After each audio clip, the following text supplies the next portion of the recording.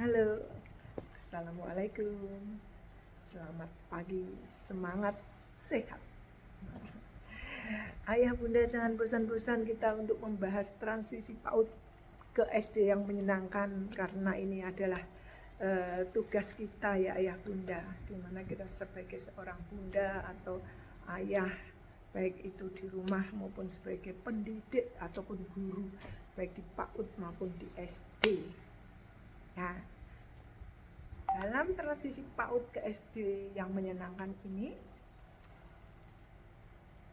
pada pada part yang pertama mengenai miskonsepsi siap sekolah, yang kedua, part yang kedua mengenai cara pandang dan keterampilan seorang guru ya dalam membangun kemampuan fondasi anak yang efektif. Yang ketiga sekarang adalah apa sih yang dimaksud dengan kemampuan fondasi, tentang kemampuan fondasi. Ayah bunda, kemampuan fondasi adalah nilai-nilai, pengetahuan, dan keterampilan yang perlu dimiliki oleh anak usia dini dan tidak terbatas calistung. Ayah bunda, kemampuan fondasi ini perlu secara konsisten dibina pada masa perkembangan anak usia dini, dari usia 0 tahun hingga 8 tahun. Nah, sekarang kita bahas aspek kemampuan fondasi ya ayah bunda. Aspek kemampuan fondasi anak itu ada 6. Nah, yang pertama yaitu mengenal nilai-nilai agama dan budi pekerti. Ini sangat penting kan ayah bunda? Sejak usia dini anak-anak sudah kita kenalkan ya, bagaimana melaksanakan nilai-nilai yang ada di agama masing-masing. Dan juga kita sudah ajari bagaimana anak itu berperilaku. Ini menyangkut budi pekerti ya, baik tentang bahasanya, tentang unggah-ungguhnya, performnya, perilakunya. Nah, itu yang pertama. Yang kedua yaitu keterampilan sosial dan bahasa yang memadai. Nah, untuk apa? Supaya anak bisa berinteraksi yang sehat dengan teman sebaya dan individu lainnya, juga sekitarnya tentunya. Kita harus menyiapkan itu. Dan untuk bisa memiliki keterampilan sosial dan bahasa, ini bukan hal yang instan bisa diwujudkan, tetapi harus bertahap setiap hari. Ya, setiap hari kita lakukan, kita kasih stimulasi kegiatan ya untuk anak, supaya keterampilan sosial dan bahasa anak ini nanti berkembang dengan baik. Aspek kemampuan fondasi yang ketiga yaitu tentang kematangan emosi yang cukup untuk berkegiatan di lingkungan belajar. Nah, kadang ayah bunda kita jumpai di satuan PAUD yang sudah membiasakan bagaimana anak itu antri, bagaimana anak itu membantu temannya, berbagi, dan banyak sekali yang harus dibiasakan dalam kegiatan pembelajaran maupun anak sedang ada di satuan pendidikan. Ya. Yang keempat, pemaknaan terhadap belajar yang positif. Ya. Ini adalah bisa kita jumpai apabila ayah bunda semuanya dalam berkomunikasi dengan anak, ayah bunda dalam menyiapkan lingkungan belajar anak itu sangat-sangat menghargai hak-hak anak dan memberikan keleluasaan anak untuk melakukan kegiatan. Ya, tentunya anak diberikan berbagai macam pilihan kegiatan, ya, atau pilihan juga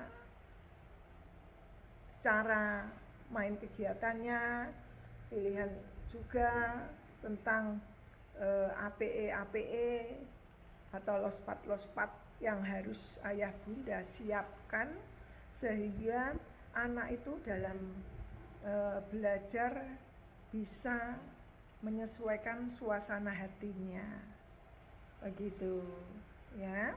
Otomatis pemaknaan terhadap belajar pasti positif, mungkin anak akan senang, ya kan. Juga anak nanti dalam melakukan kegiatan karena dia itu memilih, karena sudah difasilitasi ayah bunda sesuai dengan moodnya, hatinya. Nah, dengan begitu dia akan bisa melakukan berbagai macam eksplorasi, ya, terhadap benda-benda atau lingkungan sekitar, ya. Yang kelima yaitu pengembangan keterampilan motorik dan perawatan diri yang memadai untuk dapat berpartisipasi di lingkungan sekolah secara mandiri. Ingat ya ayah bunda, saat anak kita memasuki pendidikan sekolah dasar, anak akan melakukan apa-apa sendiri. Contohnya lepas sepatu sendiri, naruh tas sendiri, ya kan, gosok gigi sendiri, mungkin ke toilet sendiri, dan macam-macam, ya. Nah, hal ini sudah disiapkan di satuan PAUD, ya. Sebelum di sekolah dasar, anak yang melakukan pendidikan di satuan pendidikan PAUD pasti hal itu sudah diberikan oleh bunda dan ayah bunda di satuan PAUD itu, ya. Anak diajari untuk melepas sepatu sendiri, menaruh tasnya sendiri, memasukkan barang-barangnya sendiri, ada juga waktu gosok gigi sendiri. Nah, ini bagaimana dengan di SD, ya? Nah, SD juga harus melanjutkan itu, ya. Nah, ingat, belum tentu semua anak itu mempunyai kemampuan yang sama, ya. Apabila dalam keterampilan motorik dan perawatan diri ini anak kok kiranya saat masuk SD itu belum mampu, ya kita lanjutkan ya. Kita lanjutkan. Jadi untuk fondasi ini tidak hanya didapat dari PAUD, tapi hingga kelas 2 SD atau kelas awal, ya. Itu. Jadi harus bertahap, yang sudah kiranya mampu diperkuat lagi, yang kiranya belum distimulasi lagi. Nah, itulah tugasnya seorang guru ataupun pendidik. Aspek kemampuan fondasi yang keenam yaitu kematangan kognitif yang cukup untuk melakukan kegiatan belajar. Seperti apa? Yaitu seperti kepemilikan dasar literasi, numerasi, serta hal-hal mendasar yang terjadi dalam kehidupan sehari-hari ya. Nah, untuk literasi numerasi, apakah literasi numerasi itu berarti anak harus sudah bisa membaca, menulis, berhitung secara sempurna? Nah, tidak ya Bunda, kita jangan memaksakan dalam pencapaian literasi itu dengan cara yang tidak menyenangkan. Berikanlah stimulasi yang kiranya itu sesuai dengan usia anak ya. Tugas guru atau pendidik adalah memfasilitasi ya, memfasilitasi dalam memberikan stimulasi supaya kemampuan fondasi anak itu tumbuh semakin baik ya. Dan dalam pencapaian kemampuan fondasi ini, ingat, tidak instan tapi bertahap gitu. Nah, untuk pengenalan literasi numerasi seperti apa pada anak usia dini, nah itu kita bahas nanti dalam part selanjutnya ya. Nah, sekarang bagaimana kita dapat mengetahui anak sudah memiliki kemampuan fondasi? Nah, ayah bunda, kemampuan fondasi yang sudah dimiliki oleh anak itu dapat dilihat dari perilaku yang teramati pada anak.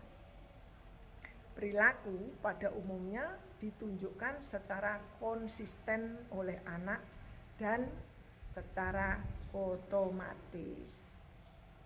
Contohnya, bagaimana kita tahu seorang anak memiliki keterampilan sosial dan bahasa yang memadai? Nah, kita tahu seorang anak memiliki keterampilan sosial ketika ia teramati dapat berkomunikasi dengan teman sebayanya atau orang dewasa dengan tutur kata yang baik. Gitu contoh ya bunda yang bisa kita amati ya. Contoh yang lainnya, kemampuan fondasi yang pertama yaitu mengenal nilai agama dan budi pekerti, seperti anak melakukan berdoa sesuai agama masing-masing ya, anak melakukan ibadah sholat ataupun ke tempat-tempat ibadah sesuai agamanya, ya kan? Anak ibadah bareng-bareng bersama ya. Terus anak peduli akan kebersihan lingkungan ya, anak memunguti sampah, menaruh sampah di tempat sampah ya, anak mengucapkan terima kasih, anak suka menolong dan macam-macam ya. Nah, contoh untuk kematangan emosi yang cukup untuk berkegiatan di lingkungan belajar itu contohnya kadang di satuan pendidikan anak itu menjumpai temannya yang sedang bersedih, mungkin dia akan menghibur ya kan. Terus anak juga saat gurunya atau pendidiknya bercerita, dia akan mendengarkan ya, akan bertanya dengan sopan. Nah, terus saat anak mungkin mau masuk ruangan kelas, anak baris. Nah, itu juga dalam rangka untuk mematangkan emosi anak, dan masih banyak contoh yang lain. Contoh keterampilan sosial dan bahasa yang memadai untuk berinteraksi dengan teman sebaya ya, yaitu contoh kadang kan di satuan pendidikan itu ada makan bersama ya. Nah, ada makan bersama, biasanya dalam makan bersama itu duduk bersama melingkar atau berjajar ya. Nah, disitulah saat anak makan itu mungkin akan diawali dengan berdoa, ya kan? Nah, ditunjuklah salah satu anak yang memimpin dan yang lain gimana menghargai, menghormati, ya kan? Nah, untuk melakukan berdoa bersama, atau mungkin juga saat di satuan pendidikan anak memiliki makanan yang kiranya lebih, bisa kan berbagi. Nah, atau saat anak itu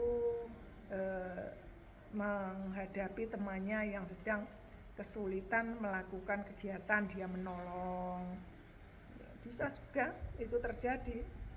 Atau saat setelah mendengarkan cerita, atau saat pendidik menerangkan sesuatu, anak itu berani menyampaikan idenya, pendapatnya.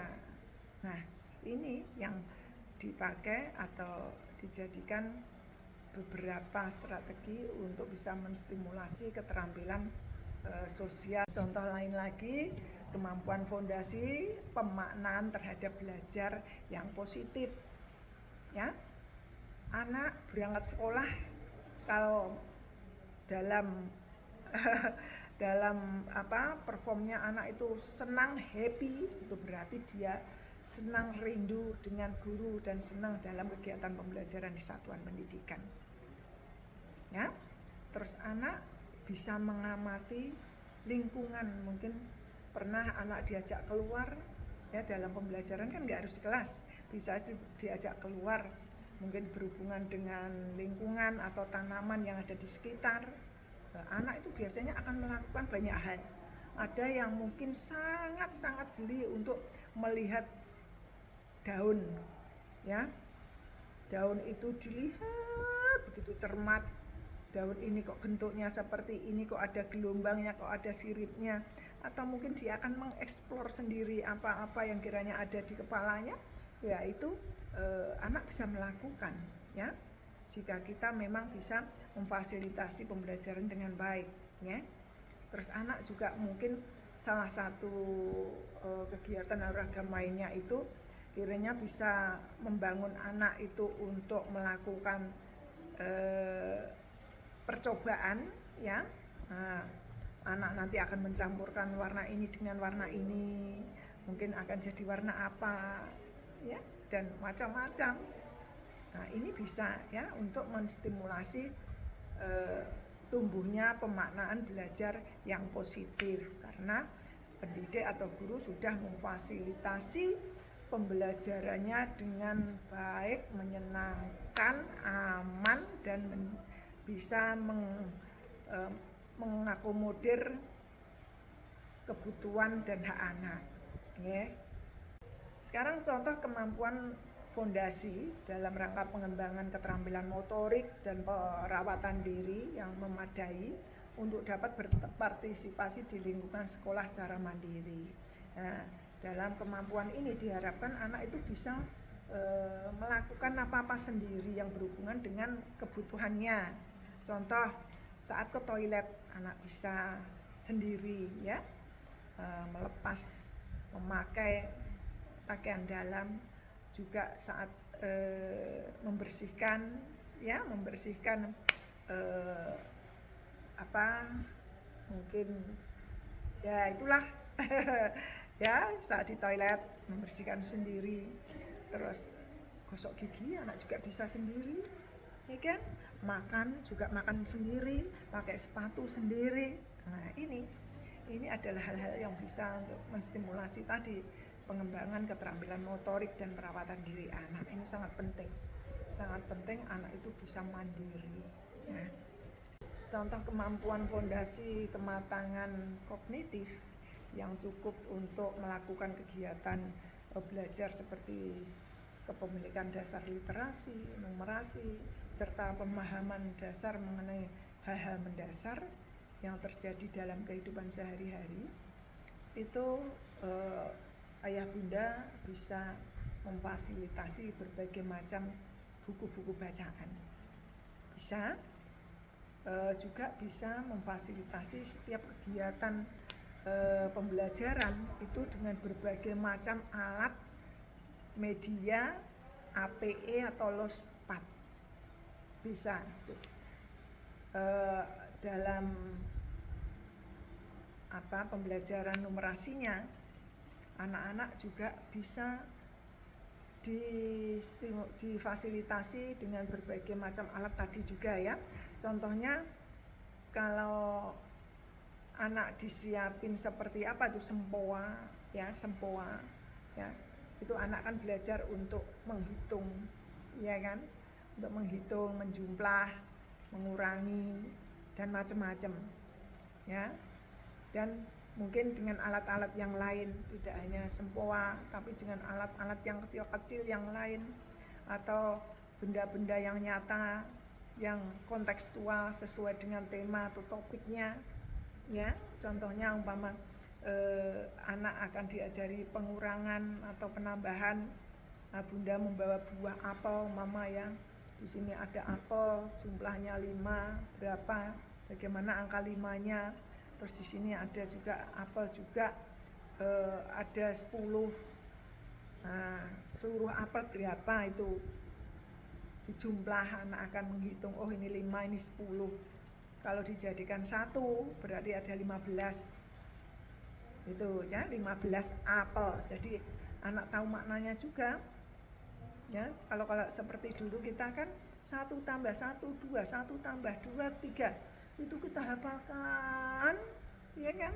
Kita hafalkan saja. Tidak menyenangkan kan? Nah, tapi apabila kita berikan fasilitas yang kiranya sesuai dengan topik temanya ya, anak akan bisa melakukan dengan senang hati. Bagaimana anak menuang air, mama menuang air di gelas yang satu dengan gelas yang lain, ini penuh mungkin, ini enggak penuh. Anak bisa membedakan mana penuh, mana tidak penuh atau mana kosong. Itu juga sebagian daripada numerasi ya ayah bunda. Jadi ya bunda, dengan contoh-contoh tadi kita harus ingat selalu ya, bahwa lingkup kemampuan fondasi yang penting bagi anak tidak hanya calistung. Calistung merupakan bagian kecil dari kemampuan literasi dan numerasi ya, yang perlu dimiliki oleh anak. Juga terdapat kemampuan lain yang perlu dimiliki. Seperti apa itu? Seperti memiliki nilai agama dan budi pekerti, motoriknya seperti yang kita bahas tadi ya bunda, cara berkomunikasi yang sehat dan lain-lain. Demikian tadi ayah bunda kemampuan fondasi yang sudah kita bahas di part 3 ini ya. Nah, mudah-mudahan bermanfaat. Kita semangat memberikan pelayanan terbaik untuk anak-anak kita dengan menstimulasi kemampuan fondasi anak secara bertahap. Sukses selalu untuk ayah bunda, sehat. Terima kasih. Wassalamualaikum warahmatullahi wabarakatuh.